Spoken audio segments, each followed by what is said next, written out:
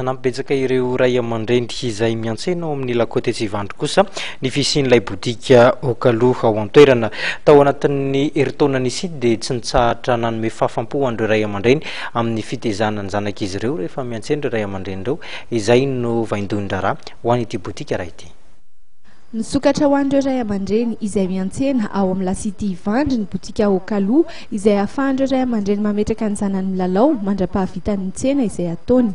Feno herintaona ankehitriny ny bodika Okaloha ary entina namarihana izany faheritaonana izany indrindra dia misy ny karazana hetsika fampialana voly ireo ankizy. Ny hetsika manokana ataonay amin'izao herintaona izao misy ny fety be androany tolakandro miaraka amin'ny sirka, misy ny zumba ho an'ny ankizy, misy koa ny kolonina ary misy ny finale amin'ny tournoi Just Dance satria hatramin'ny tamin'ny herinandro efa nikarakara tournoi Just Dance zay ho an'ireo ankizy ireo.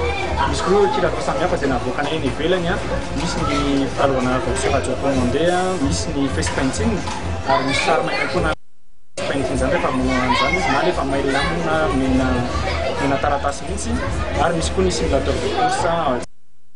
Misy koa lalao aktivitivitra sy ny lalao kanety miaraka amina toerana manokana anaovana izany.